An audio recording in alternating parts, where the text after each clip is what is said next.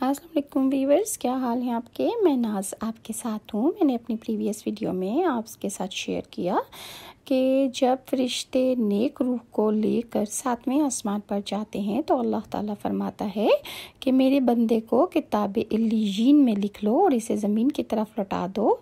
मैंने इसे मिट्टी से पैदा किया है और इसे दोबारा मिट्टी ही की तरफ लौटा दूंगा। बस इसकी रूह इसके जिस्म में लौटा दी जाती है। इसके पास 2 फरिश्ते आते हैं, उसे बिठाते हैं और सवाल करते हैं कि तेरा रब कौन है। वो जवाब देता है कि अल्लाह ताला। फिर पूछते हैं कि तेरा दीन क्या है। वो जवाब देता है कि इस्लाम। फिर सवाल होता है कि वो शख्स कौन है जो तुम में भेजा गया था। वो कहता है कि वो अल्लाह के रसूल सल्लल्लाहु अलैहि वसल्लम थे।